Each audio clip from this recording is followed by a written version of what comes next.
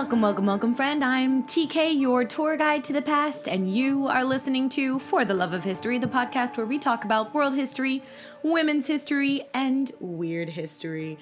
The time has finally come. It is finally August in Japan, and August is my favorite month. Number one, because it's my birthday, and number two, because that is ghosty ghost season in Japan, which we'll talk about the reasons for that a little later on in the episode, but I love it. And today I thought we would go back to hell, since we went to hell in the first episode, and in this episode today, we're gonna return, but to a different type of hell.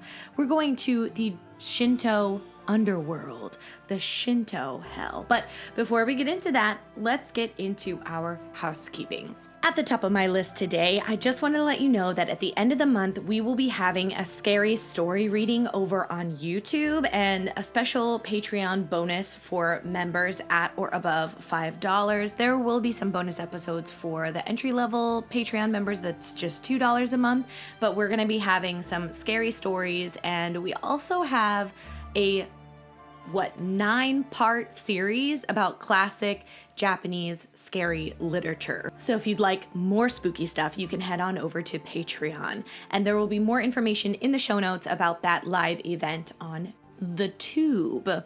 Second order of business is a quick reminder and a thank you to all of the people who have donated to the For the Love of History app so far. I'm so thankful to the people who have donated. Thank you so much for helping me make this become a reality. If you haven't heard yet, the For the Love of History app is going to be like a extension of the episodes. There will be quizzes where you can win history points. There'll be hydration check-ins so that I know that you're drinking your water. There will be history scavenger hunts. There's going to be lots of fun activities on this app, and there will be some prizes. History points will correlate to some prizes and some special events that are only available on the app. So if you would like to be a part of the beta testing of the app, you can go ahead and donate. Head to the link in the show notes below, and I appreciate that even $1 is very much appreciated. And our final piece of housekeeping is this special edition, limited edition TED design will only be available for a few more weeks. I'll put the date up on the screen, and editing TK will insert the date for the people who are listening to the audio version, because I forgot and my notes are not here. Editing TK here, and that date is August 31st. You have until August 31st to buy the special edition design. Okay, back to other past TK. And that's gonna do it for housekeeping. So without further ado, I'm gonna need you to grab peaches and or grapes, preferably both. I'm gonna tell you why later, and let's get to it.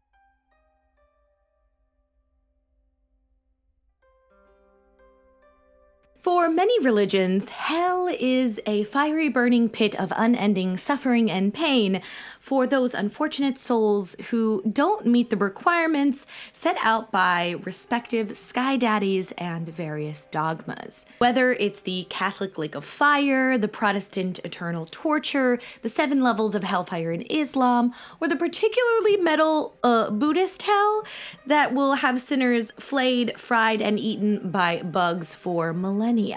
Hell is a terrible, awful place, and one must do everything in one's power to not go to the downstairs place. But there is one religion whose hell is much more chill, and there is not a fire in sight.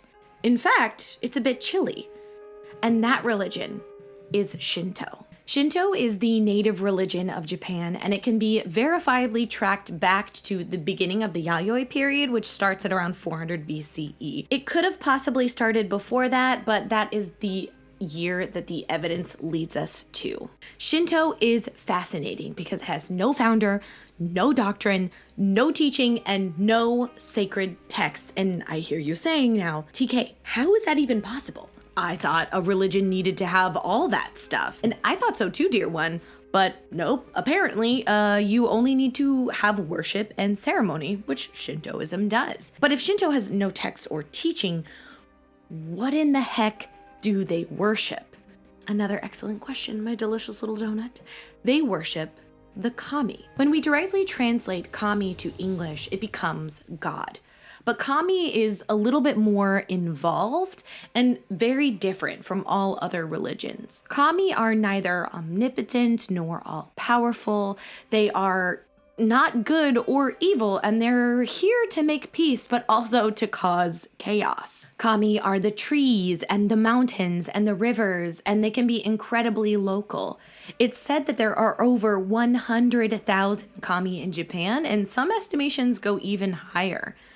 Kami can be elements of the land, nature, forces of nature, and qualities. Some of these kami take on human form and some of them don't. Although there are thousands upon thousands of kami, there is a hierarchy. And to understand this hierarchy, we have to look at the creation story of Japan according to Shintoism. And you know how much I love creation stories. They give us so much insight into a culture and their beliefs, and they're just fun. They're just wild banana sandwich sometimes, and I love that type of chaos that comes with a good creation story. So I will tell you part of the story here, but the full origin story and the bonus mythology episode will be posted on Patreon if you want to check that out.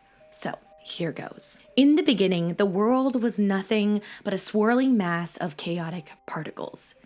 Eventually, the lighter particles floated to the top and the heavier particles floated down to create the Earth. At first, Earth was just water, nothing but ocean, as far as the eye could see, full of jellyfish, squid, and many fluffy, squishy sea creatures.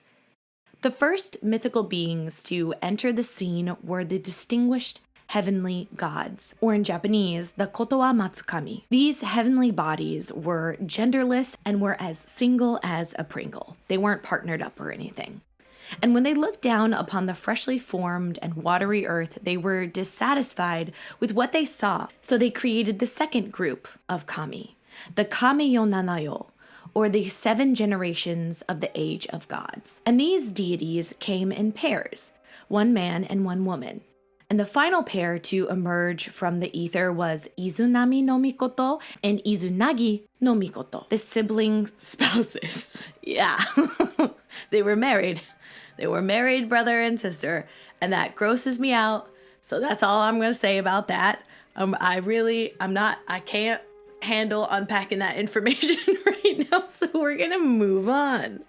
Now, from this point, there are 2 versions of the origin of Japan, the Kojiki version and the Nihon Shoki version. The Kojiki is Japan's oldest written historical chronicle, and the Nihon Shoki is the second oldest, coming about a decade after. The differences between the 2 are minor, but for our purposes today, we're going to focus on the Kojiki. So, according to the Kojiki, Izanami and Izanagi take a spear and stir up the ocean, and when they pull the spear from the swirling waters, the drops that come off the blade form the islands of Japan. The 2 head down to the new archipelago, get married, and start making god babies, which then form the next level or layer in the hierarchy of gods. So in conclusion, we've got the genderless gods at the top, we've got the 7 generation gods, with Izanagi and Izanami being the main deities that create the kami that are worshipped on Earth. This is a very simplified look at the pantheon of Shinto deities, and I'll put more information in the show notes if you want to know more, but for us today, that's enough information. Later on in the Kojiki, we get an explanation of the different layers of the world, and this is where we first hear about Shinto hell, aka Yomi no Kuni. It goes by different names, but they can often be mistranslations, so we're just going to stick with the Yomi no Kuni. And to be honest, hell is a bit of a misnomer for Yomi, but early translations of the Kojiki into English called it hell. I prefer to use the word underworld because it's much more Hades-like than it is Dante's Inferno, but I'm getting a little ahead of myself. I'll explain that more later.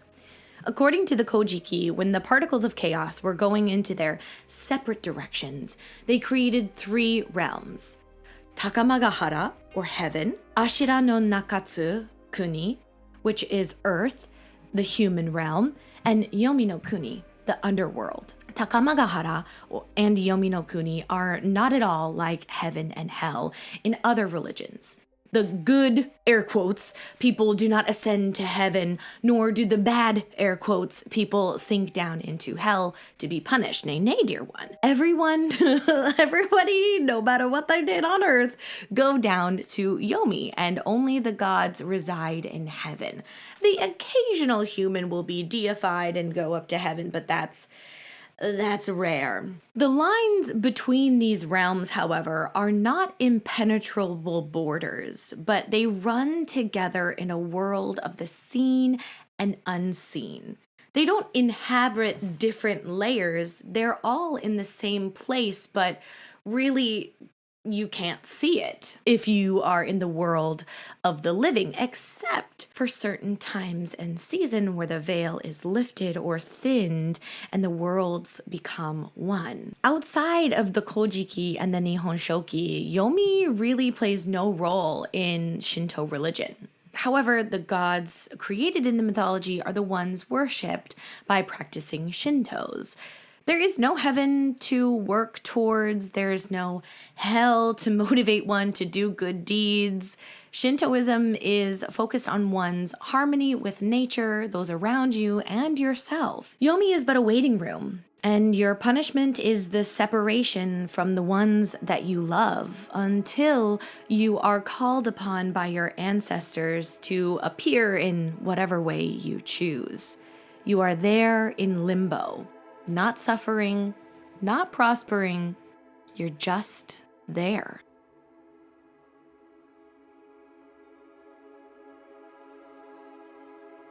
Where do we go when we die? Humans have been trying to figure this out since the beginning of our species, and despite centuries of speculation and research, we still have no idea. And when our beautiful but limited little wrinkly gray walnuts that reside in our noggin can't make heads or tails of things, they create mythology.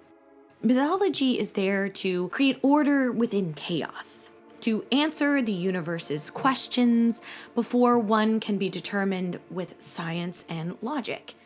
The hells and underworlds of the world are reflections of their culture's values, the country's landscape, cultural fears and norms, and for the ancient Japanese, the ocean was one of the biggest sources of fear and yet one of the most important providers of life. The ocean could giveth and taketh away, and it still does to this day, with the fishing industry contributing 637 billion with a B Japanese yen annually to Japan's GDP, or gross domestic product profit. Hold on one second. What does GDP mean? I know this. Yeah, gross domestic product. I was right. Anyways, I always second guess myself when things like this happen.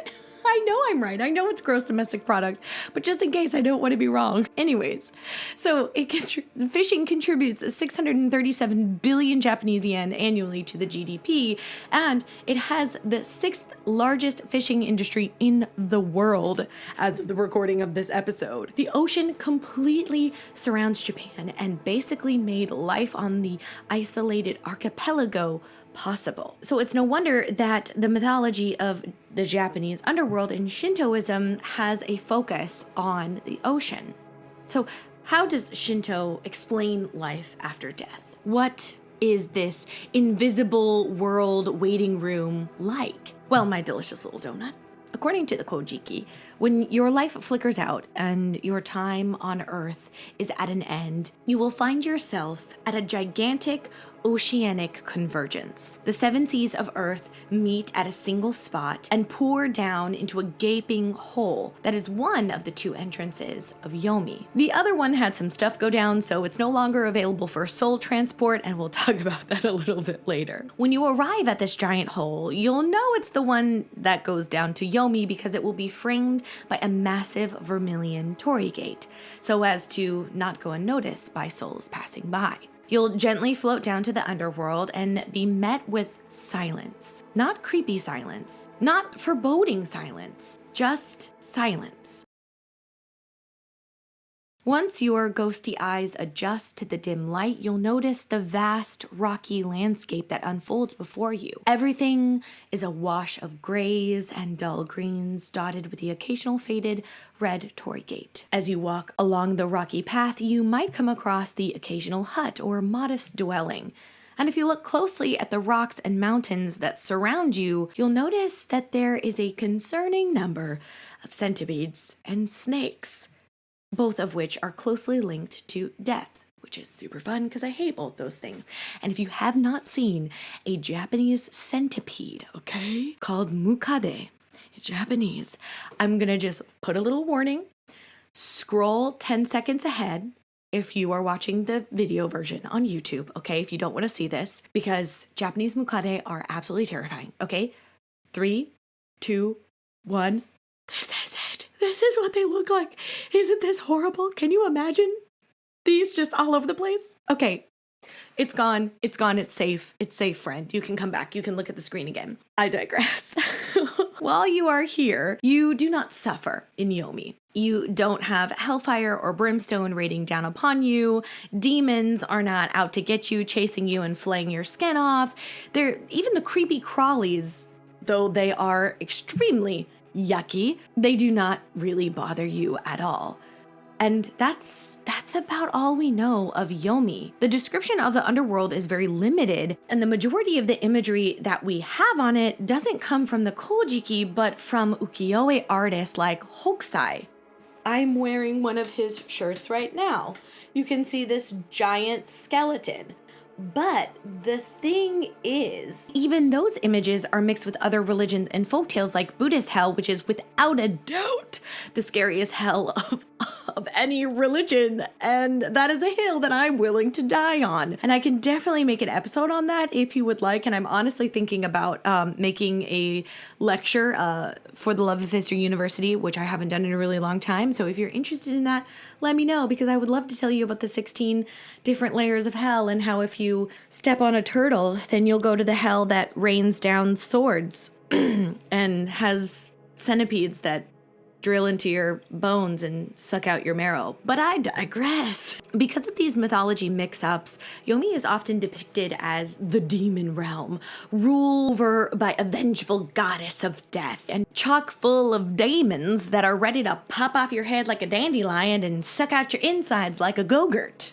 But truly, it's just a waiting room for the dead, who come and wait to be turned into kami of protection for their family. Shintoism doesn't really ascribe to the idea of reincarnation, though the dead do come back to the world of the living from time to time. They travel back through that giant hole in the ocean and then get to go see their families, especially during Obon, which is in August, which is why August is spooky season, because you have all of the spookies coming back from Yomi. There are other times when the ancestral kami can come back too, like when you need help, when you pray to them, and sometimes they just chill at the ancestral shrine. This is my husband's family's shrine that is at their house. And when we go visit his family, we make sure that we go do our aisatsu, or our greeting to his ancestors. We also put little snacks and little treats on the shrine at home for his grandmother and grandfather and aunts and uncles and all of the other ancestors that have passed, to say thank you and just to give them a little treat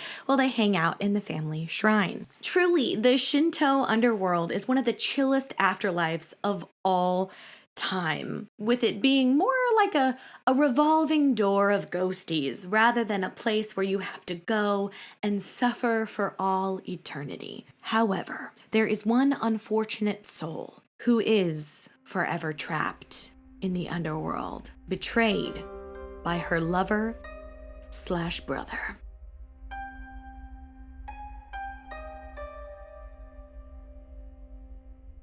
How far would you go to save a loved one from the underworld? Would you travel great distances? Would you battle foul beasts? Would you sell your soul and relinquish all of your worldly possessions?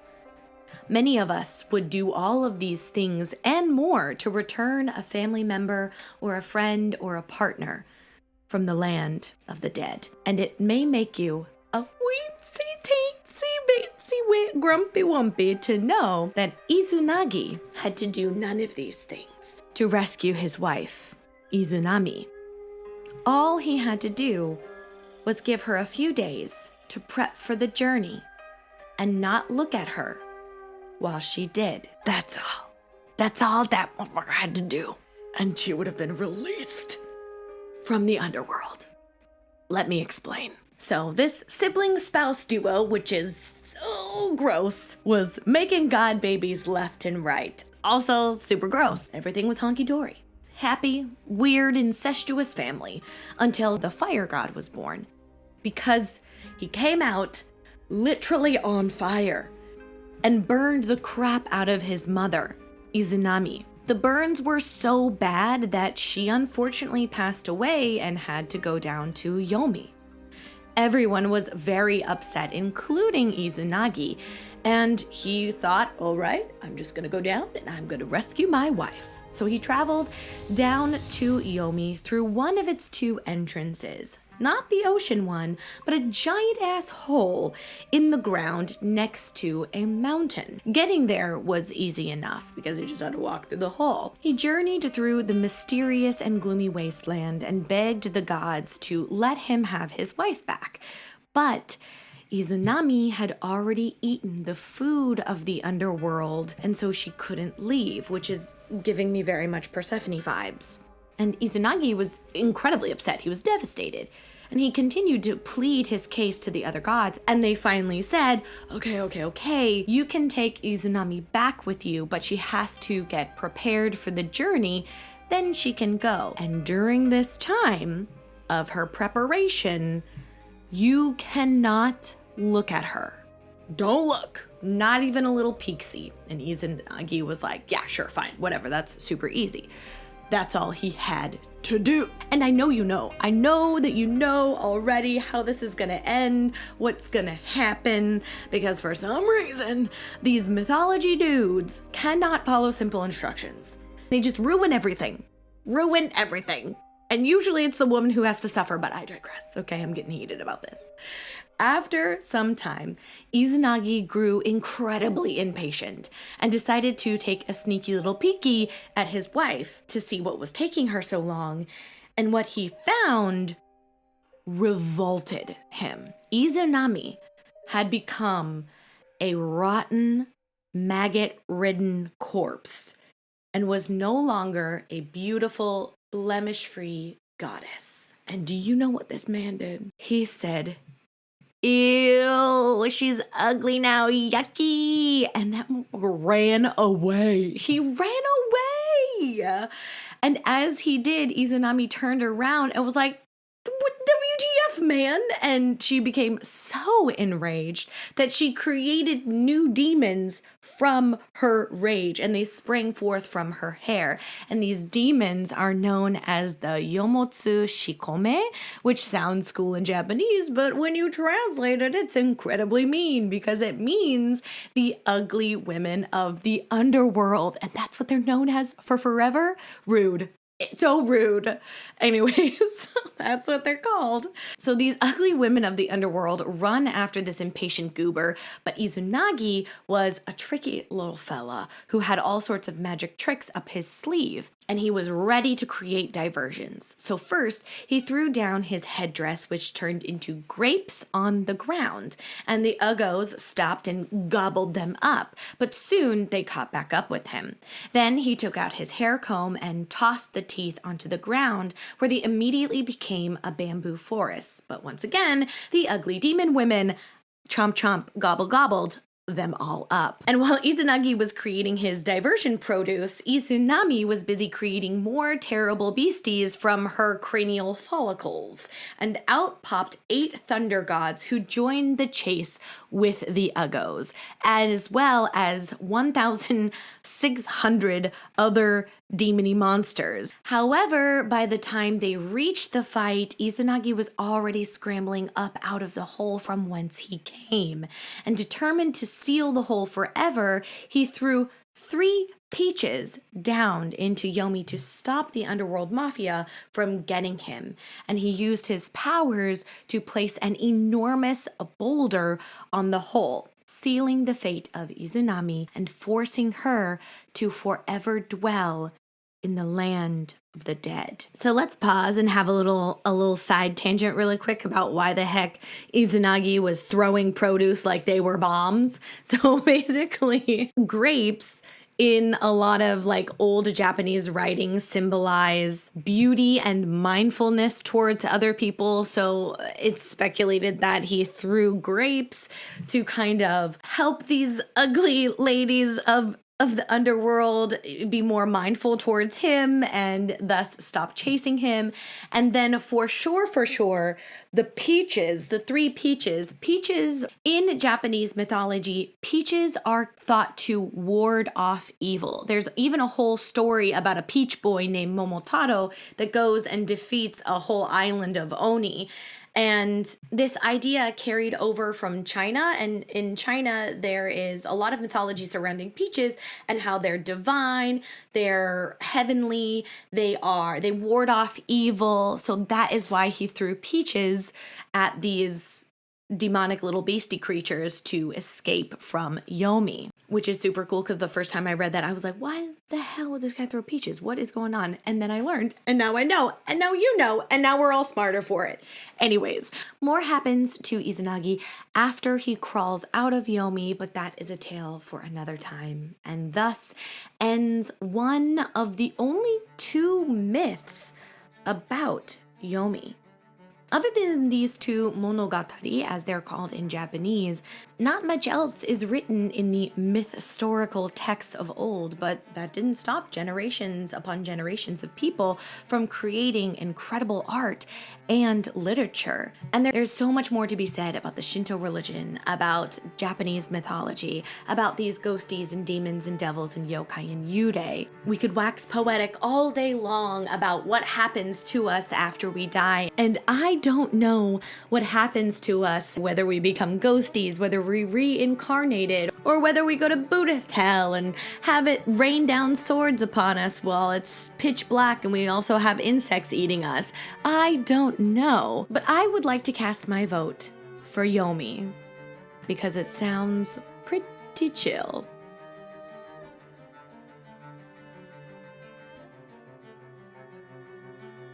Well, dear one, we have come to our final thought for today, and I just have to tell you about one of my favorite superstitions in Japan. I wouldn't call Japan a superstitious country, but I will definitely say that it is stitious. And while not everyone in Japan keeps to every superstition, there is one that I will say the vast majority of people living in Japan follow. And that is that between August 16th and August 18th, you do not, I repeat, do not swim in the ocean. Hello, dear one. Editing TK here, real quick, just coming at you to let you know that this year Obon is from the 13th to the 16th this year. Just wanted to make that little teensy-weensy correction, okay? Back to the final thought. And if you're very, very superstitious, you do not swim in the ocean for the entire month of August. And that is because, like we were talking about earlier, ghosties, the spirits from Yomi, come forth from the ocean. The ocean is the gateway between the land of the living and the land of the dead. Only the souls who are remembered and venerated by their family members are allowed to leave the ocean. Those that are not are stuck there in the ocean.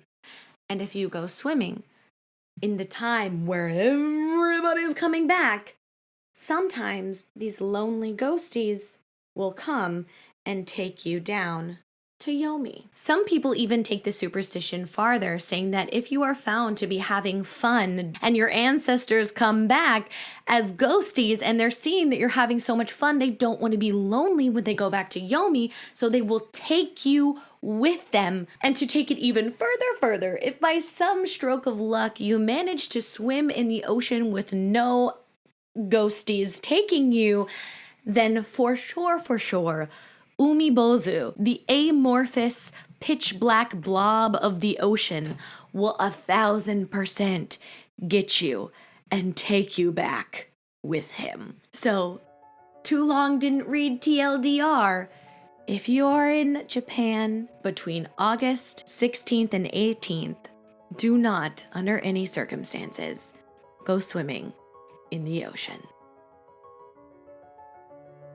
Well, dear one, that is all she wrote. Thank you so much for joining me in episode 137 of For the Love of History podcast. I hope you had fun. And if you would like me to do an episode on Buddhist hell, I am so down with doing that. If you enjoyed this episode, please consider leaving a rating and review. That would be super, super helpful. I cannot stress enough how much ratings and reviews help let the algorithm know that other history BFFs should be partaking in this. And if you happen to be listening over on YouTube, please go ahead and leave a comment, leave a little like, subscribe if you haven't already.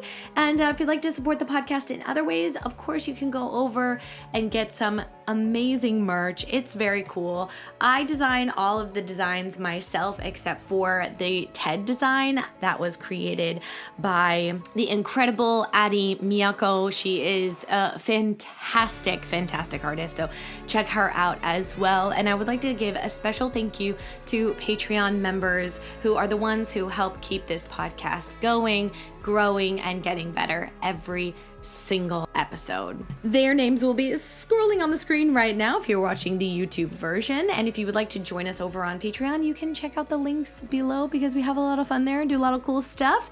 And something I forgot to mention during the intro is I will be having my dad, History Dad, on for the birthday episode this year. So I'll be posting lots of different question boxes on Instagram. If you have questions for History Dad, for me, we always do a Q&A for my birthday. So if you would like your question included in that, go ahead and head over to Instagram, input, I don't know, words. Go ahead and verb your question. You can also email me your question. Yeah, just get it to me in some way and it will be included in that episode. So thank you so much. Before I let you go, make sure that you do something kind for yourself. Drink your water. I'm gonna take a little sippy sip myself. And I will see you next week when we talk about historical toilet deaths. Okay, love you so much. See you later. Bye. 'Cause I somehow I see no time to you and you and you.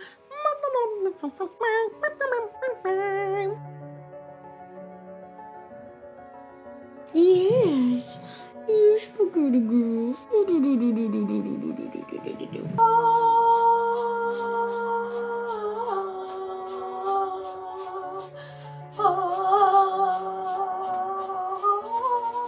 Stop it. Stop it. Stop. What are you doing? I've really been on it when it comes to thematic t-shirts. Last week. This needs to be ever so slightly higher. No, does it? I don't know what I'm doing. I'm staring off to the void. Staring off to the void, into the void. To the void, I'm staring off into the void. Alright. Ted has been right here this whole time that I'm there. I'm the F to the E, R, G, the I, the E, and can the ladies put it down like me? I'm foolish. I never recorded an episode this early. It is 9:30 in the morning. It is early, and I'm doing it in between classes. Okay.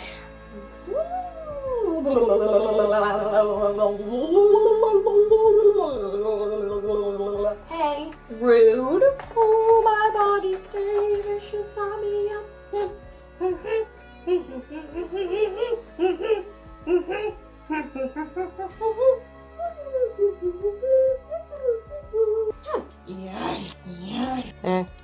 Dad is asleep and I don't want to get up. I don't want to wake her up. Slowly. Oh no, I woke her up. I'm sorry, Bear. I just have to turn the camera off. Is it my spaghetti? My little spaghetti girl. My teddy spaghetti. Oh, she's just a little spaghetti. Just a tiny little spaghetti baby. A tiny, tiny little spaghetti. Just a single strand of spaghetti noodle. How far? Nope. I'm filming. She's been here. Say bye, Ted. Bye, Ted. Bye. See you.